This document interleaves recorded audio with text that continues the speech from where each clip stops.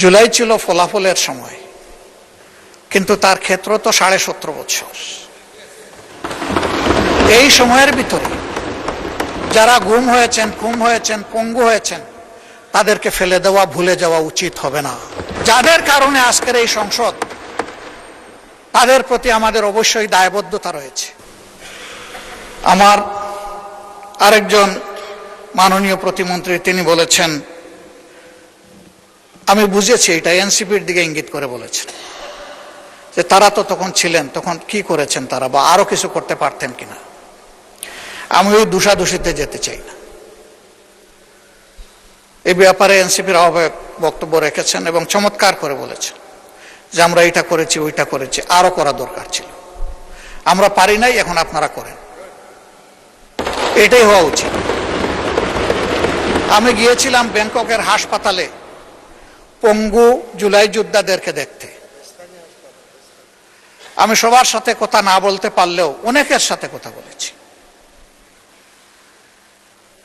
আমি জানতে পেরেছি তাদের যাদেরকেই পাঠানো হয়েছে চিকিৎসার জন্য, এইটা সদ্য সাবেক সরকারের সময়ই পাঠানো হয়েছে। কিন্তু এখনো আমাদের কাছেও আসে, আমার বিশ্বাস সরকারি দলের নেতৃবৃন্দের কাছেও যায়। বহু আহত পঙ্গু যোদ্ধা চিকিৎসার জন্য এখন দাঁড়ে দাঁড়ে ঘোরায়। আমার অনুরোধ, সরকার যেন তাদের দিকে দৃষ্টি দেয়।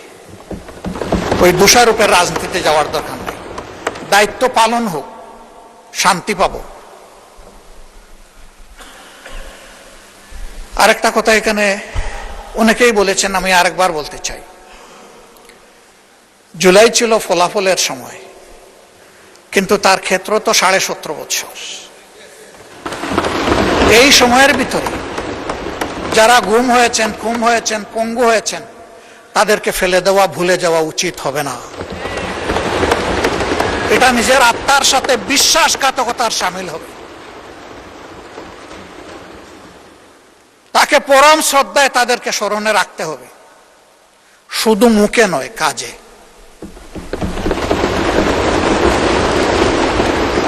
অন্তর্বর্তীকালীন সরকার জুলাইকে বিবেচনায় নিয়ে কিছু লোককে, কিছু পরিবারকে পাশে দাঁড়ানোর সিদ্ধান্ত নিয়েছে। আমি আগেও বলেছি, এখনো অনুরোধ করব, যাদের তিলে তিলে স্যাক্রিফাইসের কারণে এই জুলাই সফল হয়েছিল, তাদের জন্য অনুরূপ সমান ব্যবস্থা করা হোক। এতে যদি এখানকার সংসদ সদস্যদের তাদের কোনো ফ্যাসিলিটি কার্টেল করে ওইটা করতে হয়, আমি প্রথমে আমারটা অফার করছি। যাদের কারণে আজকের এই সংসদ, তাদের প্রতি আমাদের অবশ্যই দায়বদ্ধতা রয়েছে। এ দায় পরিশোধ করতেই হবে, এর কোনো বিকল্প নেই।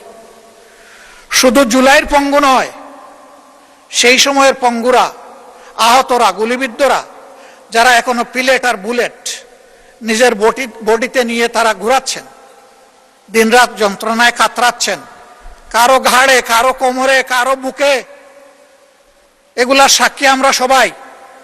তাদের প্রতি আমাদেরকে অ্যাটেনশন দিতে হবে। তাহলে আগামীতে এই দেশে বেশি বেশি করে বীর জন্ম নেবে ইনশাআল্লাহ।